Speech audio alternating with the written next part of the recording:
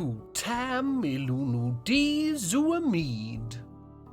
Welcome one and all to the reason my browser is filled with advertisements for key safe sport that we all call Hammerlock. Now we're floating above the Creative Fragrances, the new shopping mall at the edge of a dying town that just isn't happening. Watching the few diligent workers and loner weirdos. If you remember, I had hoped that the Hollow Hill would become the main fortress, housing our important dwarves and entertaining our less important visitors. This hasn't come to pass. So now I'm left questioning my decisions, which is quite frankly becoming one of my more frequent pastimes. And I can't ignore it any longer. Yes, that is Christmas music you can hear. Snodford has apparently given up on honest work and has assimilated the kobolds he was supposed to be teaching common to into some sort of holiday-related protection scam. Namely, he teaches them carols and extorts money from people to have them stop singing.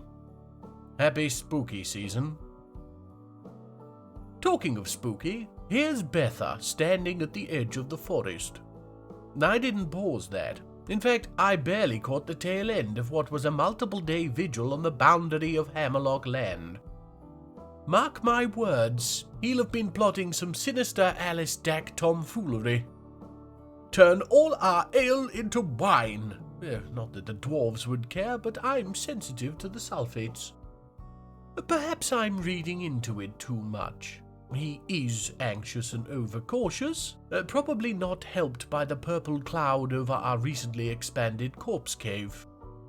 Or it could be the trees themselves. We know he's not too keen on those. Regardless, he's putting the lie to my introduction and making his way over to the Creative Fragrances. Get your abnormally large feet, clowns remember, up, Betha, and relax on us. Or you could stare at the wall in the dormitory for a week. Socializing. Yes, of course you are. Moving on, Shorast has gone into a strange mood. She has claimed a stoneworker's workshop, has no skills in anything, and spends the majority of her time shooting at a stationary target in the sacks of amazing. I don't know what to think. Military dwarves are wont to create pieces that commemorate battles and sieges, so we may honestly get something that, whilst not great as an artifact, at least has some significance to Hammerlock fortunately. All we can do is leave her to it and see what we get. May speed, Shorast.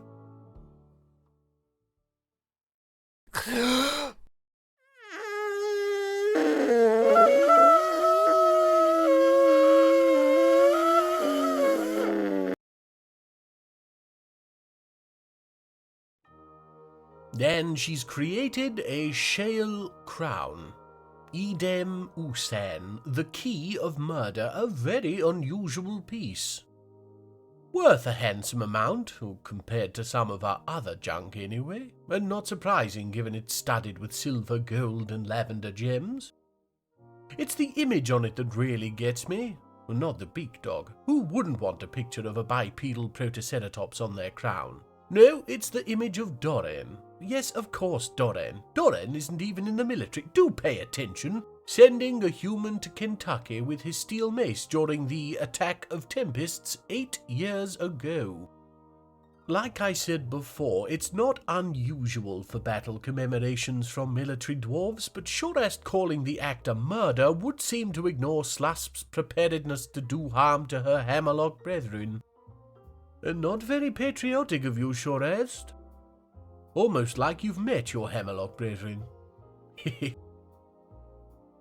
Oh, it's happening! I added cage traps to the top of the Hollow Hill for goblin gladiators, and Bummus is heading that way, so hopefully... Well, that's just nonsense. We're following Melville, our chief medical dwarf, as she gathers plants in full armour. The sloshing sound is the pools of sweat gathered in her boots from doing so in the heat of the early summer sun. I focus on Melville because she is an important member of our secondary squad of military dwarves, the Asiatics. And she is actually fully armoured. Armed with a masterwork steel mace, too. Both of our squads are now. That's right. Finally recovered from Elffest, or whatever it was. Oh, and to those who mentioned the well-known bug, explain the piles of abandoned armour not being steel. Honestly, I blame Snod. This does, of course, mean that Melville will soon be utilising her extensive training as a medical dwarf to really put the hurt to some goblins. That will be a little later, though. I think it time we swell our ranks, and so have opened us up to migrants. A good-sized wave will see us waving goodbye to the military, though hopefully only temporarily. Ah, the humans are here. Hello, Hehan. Come in. Hello, Mr. Gainsborough, how many times do I have to tell you to not just come in? But you said... Gainsborough, what's on your face? A carrot. I'm feeding the gnomes. Oh, they're back. Anyway, what do you want? You said Snodford could turn to snow. Oh, for beast's sake. Yes, here. Tell him he's mopping the hallway this time. What are those bells? Oh, for Snod's sake. Not quite the musical accompaniment I'd have picked for a fearsome fight to the death, but I guess we'll make do. The goblins are moving in now, and they seem to have... Oh, the humans, of course. Well, damn, I don't think our dwarves will need to even get involved then. Though there seems to be only one caravan guard, and they've been dispatched. Damn. Here's the nails and sacks. I've sent the attics to support the caravan guards. Said caravan does seem to still be coming in. Ah, here's the enemy. Good going, attics. The efficiency of properly prepared dwarven warriors. Following Aggo Wicked Relieved. What a name. Let's put the lie to it. Yes, he's spotted our dwarves, and no amount of legging it will save him now. Pancaked. Lovely. The squads are stood down. All enemies disposed of. Just need to figure out why the orangutan babies are aping the walls. Sorry, little one, no war training for you. That's reserved for the smarter animals. Dogs and leopards and such. You're too closely related to humans. Apparently. Oh, seems like our most recent battle has spurred one of our hazy attics into a creative mood. Shem here was an adequate weaver at one time, and has decided this means he might be capable of producing an artifact article of artful clothing. An artisanal accoutrement of Artemaeus arthralgia. A well-crafted accessory, a crab joint pie. I didn't say come in, and stop reading my scripts. Just pop my head in to say you can stop the snow now. We got some good drifts. Fine. Now get out. And keep the noise down. Bloody Snodford. Oh, Shem, what clothing are you going to make out of clay? A muddy t-shirt?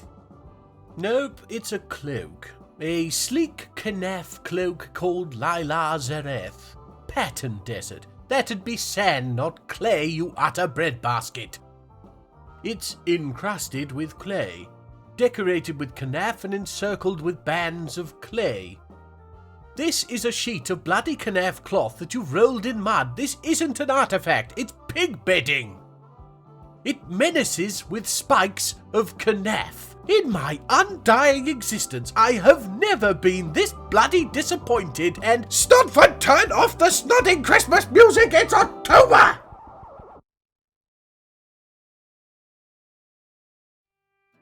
Sorry about that, everyone. I've had a little walk to calm down and am ready to continue. We're following Kel Rockstrive, previously a pioneer, obviously, who is visiting our fortress for as yet unknown reasons. I have my suspicions, however. She's making her way up to the Camouflage College library after briefly visiting the Creative Fragrances, and this is what I was worried about. It would seem word has begun to spread of Hammerlock's ownership of the only reading material in the whole of the Dimension of Destiny, and Kell here has come to take a look. I say take a look because I don't see how she'll actually be able to read anything. It's not like she could have learned how to before getting here.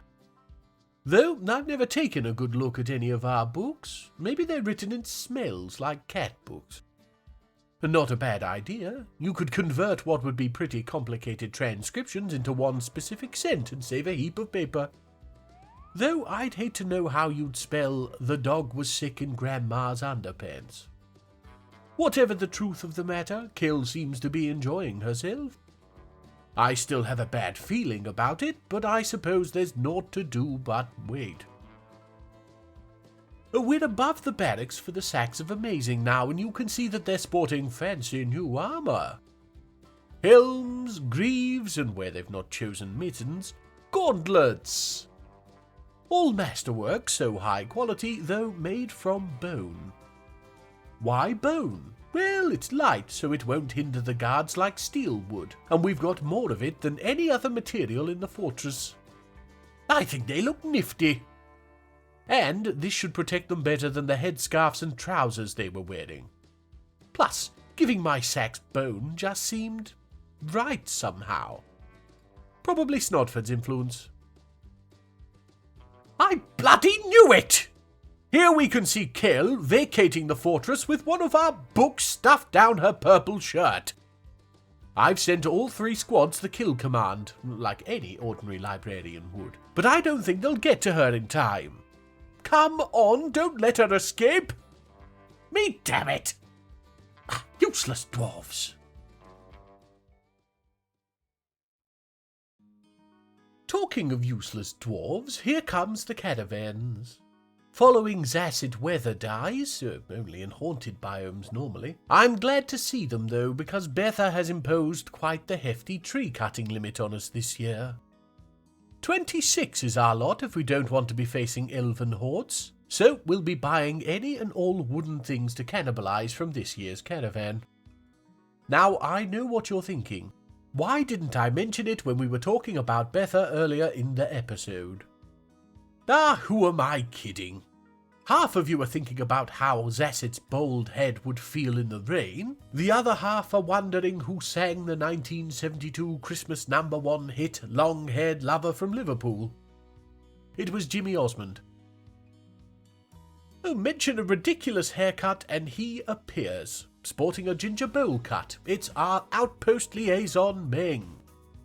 And what on Destiny is this all about? Why do our diplomatic visitors keep staring lovingly at the walls of the dormitory and the Creative Fragrances? Oh, here's a thought. What if my musings on Dwarven literature weren't that far off? Gainsborough could tell a rock from taste alone, and what are dwarves but slightly squishier rock trolls? They spend enough time with the stuff. Meng here could be imbibing a plethora of information about the fortress, its comings and goings, all with the munificent application of tongue to wall. Finally, we can understand why dwarves have different tastes in stone. It's literal! Oh, finally, the new migrants I ordered have arrived. We actually had 2 seasons of none showing up. I was starting to think word had got out that Hammerlock was full of basket cases. 9 new dwarves. I guess we can send 1 squad out now at least. And I can finally show you all this. The new, totally not inadequate and somewhat soul-crushing housing district that will eventually be completed to hold 60 dwarves. I have decided to call it the Slims, because the corridors are slim, and for no other reason. It's got bronze statues. Meng has stopped licking the walls and is getting down to business with Moldath. We'll just quickly request all the wood for next time. There we go. Looks good. Oh, granite clobbers want scepters. Well, I've stopped the constant request for prepared meals, so maybe we can utilise the bones again. Great idea. Meng mentioned there was world information to share, and taking a look, it would appear that our queen, Unib Ringdumbrel, has joined the battle against the Mouse Devil. Brought the citizen count of Doomface down to 100. Go Queen Unib! Oh damn, looks like they've been taking losses at Granite Clobbers. It's fine, there's always metal folded. We're following Amos, the legendary thresher. I've noticed it's taking forever for the dwarves to melt metal objects, so I want to clear this area and make an industrial smelter. Yes, come in. Snod says, can he start the music again? Hang on, Gainsborough, firstly, you look ridiculous. More importantly, what's with the bells? More Christmas nonsense? No, my underpants got wet in the snow, so I took 'em off. Things always get jingly when it's cold. What? Down there. Tell Snod to put the music back on. Loud as he likes! We've been holding on to that joke since Slapgland. Worth it. Also, it looks like we're not going to lose any dwarves to a sudden geyser of molten rock, so yay to that too. Here we are now, watching another military dwarf preparing to create an artifact. This is of course Udib Paint Thunder. I'd have issue with the suggestion of being able to pigment a sound if we hadn't just discovered dwarves read with their tongues. Udib is one of those dwarves who helped to create the bone armor our sacks are now wearing, so we know he's already pretty good with the stuff. I'm expecting something spectacular. Nothing for it but to let him get 2, so we'll come back when he's done. Best of luck, Udib. Oh dear, Avars has finally snapped. Third Avars at this point, it was bound to happen eventually, and he seems to have started a fist fight with one of his fellow military dwarves, which is fine by me, they're hard enough to take it. The worry is he'll take his anger out on one of the children. Somebody hide Dishmab. Holy moly, he just threw a full wooden bin! The strength of this dwarf! And still throwing a tantrum. Oh, a sack is dealing with him. No, I guess not. Wait. Actually seems to be trying to... Oh, damn, probably a bad idea to let the angry dwarf stay in the military with their full masterwork steel armor. He stood on the bridge. Somebody throw the lever. Damn, he's looking to start a fist fight. Nope. Fighting on the stairs? Oh, come on! It's over. I'm pretty sure, anyway. Yes, he's cleaning up the blood of his victims. No, I think we lost somebody. Yes, Vukar.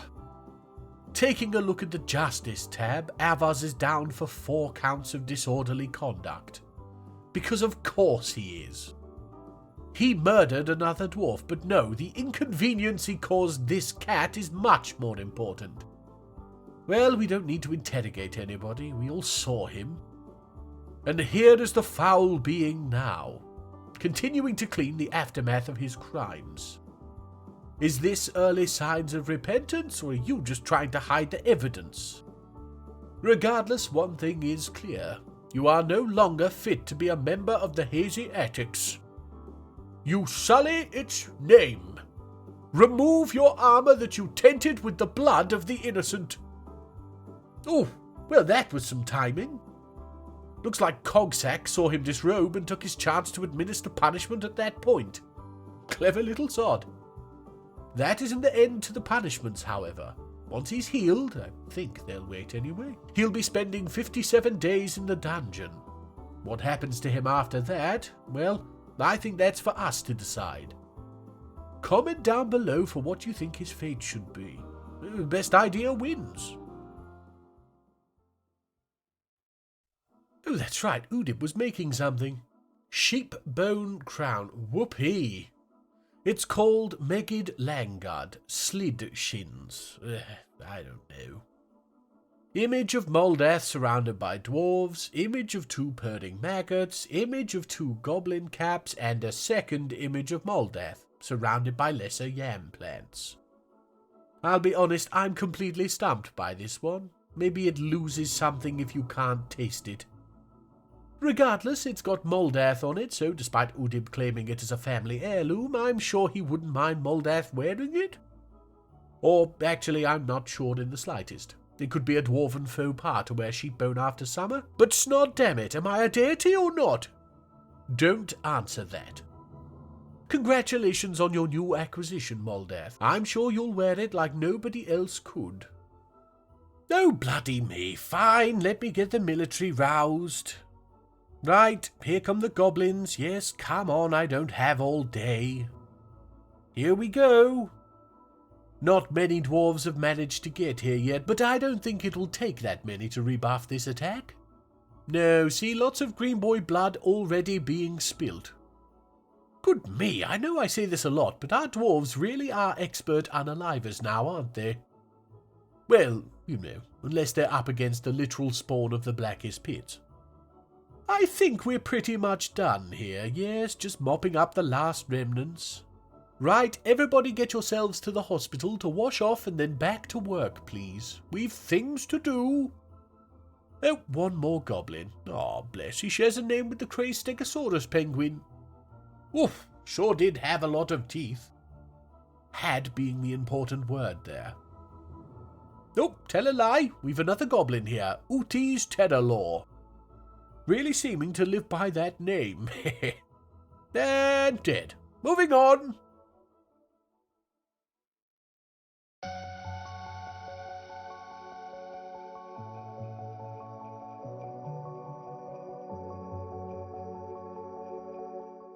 The attempt to ease Gainsborough's fears of creepy crawlies beast Osman Stred East Quek has come.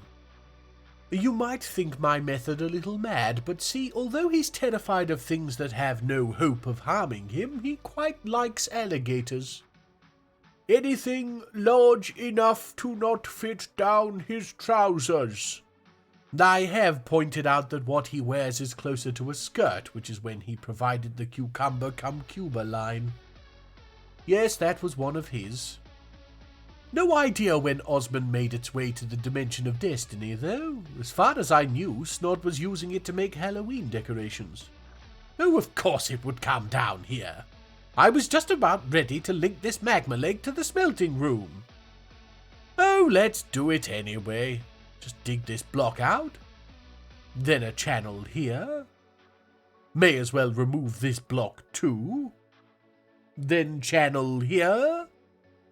Lock this door and we're ready for somebody to throw the lever and open the floodgate. There we go. Wait, what happened to the floodgate? Oh damn, did we not use magma-proof mechanisms? Stupid dwarves. No, it wasn't my fault. How dare you suggest such a thing? Ah, well, it doesn't matter. We've got 9 magma smelters up and running. Just try and make me run out of steel now. I dare you. Right, now, before we finish up, I think it's time we sent a squad out. Granite Clobbered is living up to its name and being clobbered, so we need to take some heat off. Barricaded Nails, get yourself to Bewitched Nightmares, bloody goblin names are ridiculous, and get smashing. It's almost time to end this war. Good luck, Erash. May you and your war dogs, and leopard, taste victory against the goblin horde. And that's all she wrote. Or, actually, he. Hammerlock has been a fun ride so far, but I'm sensing the end. If I were a dwarf and it a rock, I could say I can almost taste it. It's very flavorful, and if not quite overdue, certainly overripe. Stupid dwarves losing their armor, making me make more episodes. Trample, trample. Before we go any further, I have a new wonderful individual to thank. That being Tom Bones. My newest and second ever patron. No song this time, I'm afraid. I did kick around the idea of letting Snodford do something, but he showed me the limerick he wrote. It rhymed bones with moans. Suffice to say, I nipped that in the bud pretty quickly. Your support is, however, truly appreciated. As I said last episode, just knowing you watched brings me no end of joy. So, yes, thank you all. But especially Tom Bones, you legend! Make sure you look after yourselves, and I'll see you again next time. Nanus Eshon, you most wonderful of individuals. Nanus Eshon.